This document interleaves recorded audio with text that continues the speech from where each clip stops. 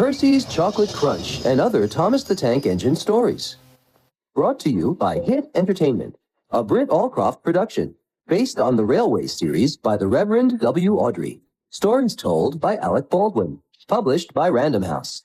You should be looking at the first page, where Thomas and James are at the station. You can follow along with the tape in your book.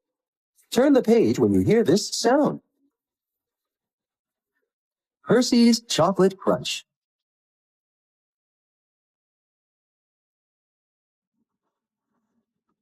Sir Topham Hatt's engines love being shiny and clean. It makes them feel cheerful as they puff across the island of Sodor.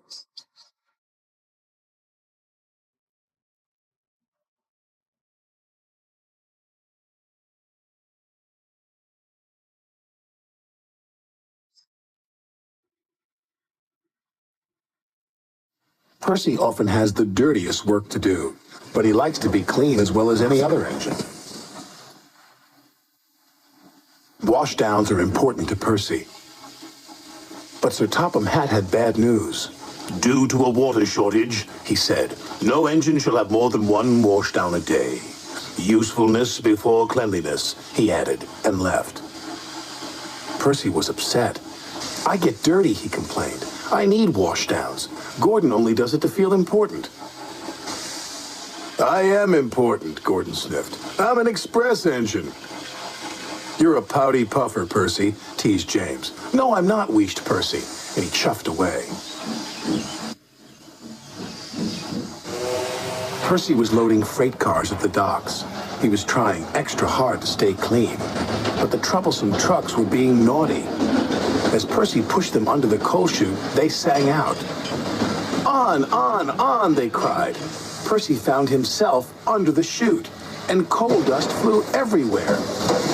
Oh, no, coughed Percy. I'm filthy. Percy felt awful, but he knew he had to carry on. On the way to Callan Station, the troublesome trucks teased Percy even more. Clickety-clack, don't look back, dirty Percy's on our track. Be quiet, Percy snapped.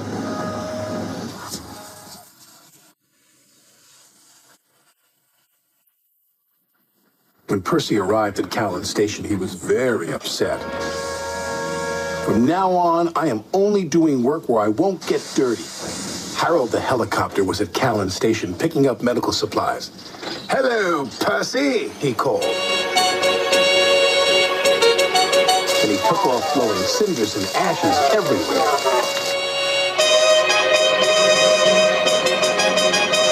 Not again, cried Percy. I want a washdown. Usefulness before cleanliness, reminded his driver. I want to be useful where I can't get dirty, Percy huffed. There's a load of sugar going to the chocolate factory, his driver said. We could take the sugar cars. Sugar, said Percy. That's nice and clean. Percy was pleased.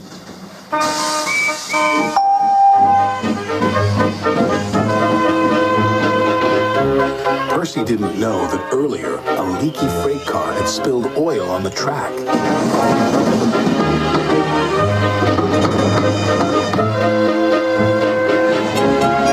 When he approached the chocolate factory, his driver applied the brakes. But Percy's wheels just skidded on the oily rails. Oh no, hooted Percy.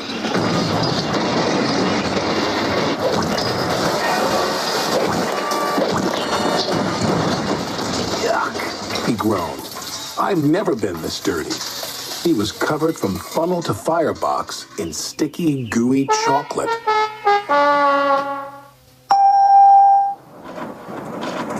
Back at the sheds, everyone thought it was very funny. You look good enough to eat, Thomas hooted. Bon Percy, teased James. Chalk ice on wheels, chipped in Henry. Disgraceful, said Gordon pompously. Ahem, said a stern-sounding voice. It was Sir Topham Hatt. You have had a trying day, Percy, he said. Yes, sir, replied Percy from beneath the chocolate. But you've showed us all that usefulness does come before cleanliness. So, he added, you shall have your washdown. Oh, sir. And a new coat of paint. Percy just beamed. Salty's Secret.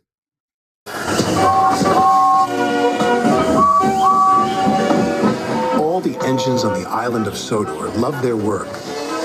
But sometimes there is too much work. That's when Sir Topham Hatt brings new engines to the island. Salty, the dockyard diesel, is one of these engines. He loves to tell tales of the sea. We heaved until the old freighter finally caught the tide. It's good to be useful. Salty is excited about coming to the island of Sodor. Islands are surrounded by the sea. Salty loves the sea. Soon Salty arrived at his new job. Ahoy, mateys! Salty, pride of the seven seas. I'm a new diesel and I'm here to give you some help. Bill and Ben didn't think they needed any help, especially from a diesel. Welcome to Center Island Quarry, Mavis said proudly. Salty looked all around. Everywhere he looked, he saw nothing but rocks. A quarry, he cried. There must be some mistake. I'm a dockyard diesel. You're a quarry diesel now, Mavis said. And she explained that they had to complete an important job for Sir Topham Hatt. Salty was sad that he wouldn't be working by the sea, but he knew what it meant to be a really useful engine, and he set to work at once. Well, Salty said, at least there'll be trucks. You better mind them, Mavis said. They can be a bother. He won't last 5 minutes, said Bill. Those trucks will trip him up soon enough, said Ben. But to Bill and Ben's surprise, the truck seemed to give Salty no trouble at all. And the captain yawns. Yo-ho-ho, and a bucket of prawns, the tiller spins, sang Salty. And the captain yawns, sang the trucks. Thanks to Salty, Sir Topham Hatt's important job was almost done. Bill and Ben were surprised and a little jealous. Here comes Mr. Show-Off, groused Ben. You have to admit he's got a knack with those trucks, said Mavis. Driver says he'll bore the bolts off us with his stories, huffed Bill. But Salty didn't say a word. He didn't come near the shed.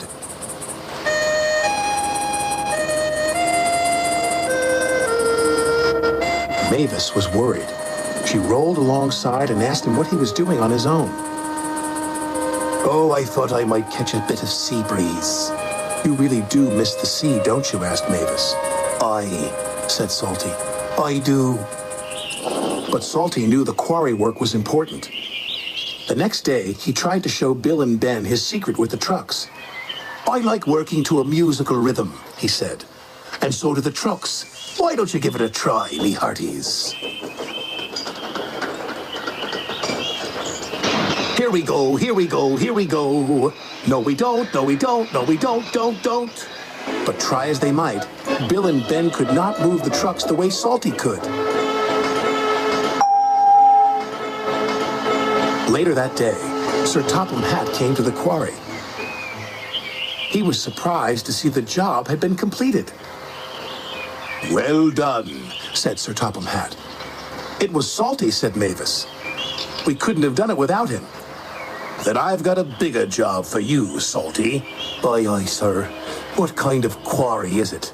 Quarry, said Sir Topham Hatt. I'm sending you to Brendam Docks. The docks, Salty exclaimed. The docks are hard by the sea. Oh, thank you, sir, he said. This reminds me of a time in Bimini. And Salty was telling stories again. Salty loves Brendam Docks. He gets more work done than any 3 engines and feels really useful. And only the trucks know his secrets. The tiller spins and the captain yawns. A bad day for Harold the helicopter.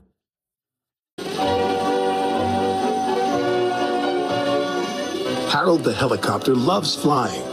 Up in the bright blue sky, over the island of Sodor, he looks out for anyone in distress. Sometimes he delivers the mail. This makes Percy very cross. The mail run is done. Is there any more? I can deliver it for you in a jiff. That's what friends are for. Delivering the mail is an engine's job, said Percy grumpily.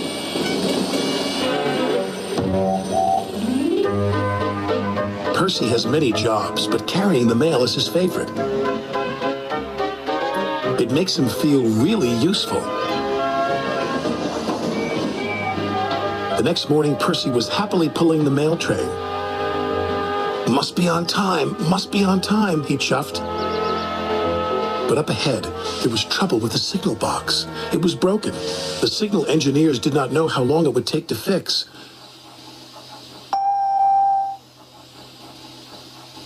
Percy had to stop. It's not safe for engines to run without signals. But Percy was very upset. I'm going to be late, he cried. And it's not even my fault. Sir Topham Hatt was in his office enjoying his toast and marmalade when he heard the news. Percy is stuck at a broken signal? Then Harold must take the mail. Poor Percy was still waiting and still upset. The last time he was held up, the mail was given to Harold. It made me feel like a really useless engine, he sighed. Well, the mail must arrive on time, said his driver. Just then they heard a familiar sound coming from above. Hello, said Harold. Sir Topham Hatt says you need my help. That's what friends are for. Oh no, cried Percy. But Sir Topham Hatt had made up his mind. There was nothing Percy could do. Percy's driver helped load the mailbags into Harold's cargo net. Maybe we should take the mailbags a few at a time, said Harold's pilot. They're very heavy. I'd have to make too many trips. Then I'd be as slow as Percy. And so they loaded all the mail into Harold's net at once. And the engineer continued to work on the signal.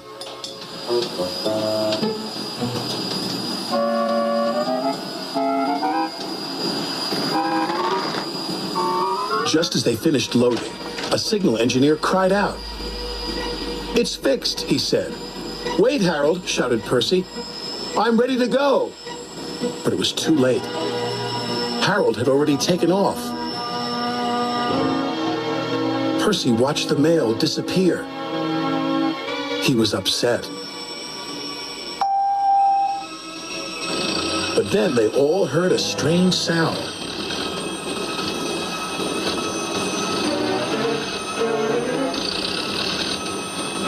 Watch out for those trees, Harold, cried his pilot. My net is too heavy, wailed Harold. Harold is in trouble, Percy cried. We must try to help him.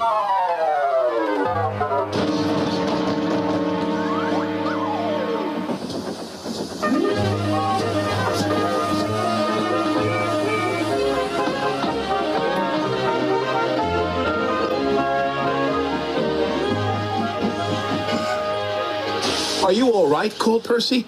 Just get someone to pull me out of this haystack, sputtered Harold. And Percy did, as fast as he could. The next day, Harold's engine was fixed and he was flying again. Percy was very pleased to see him. Want to take the mail, Harold? Percy teased. I'll stand by with the rescue team. All the engines tooted, and Harold hovered so low that only Percy could hear. Thanks for getting help to pull me out of that haystack, my friend, he said. That's all right, said Percy. That's what friends are for.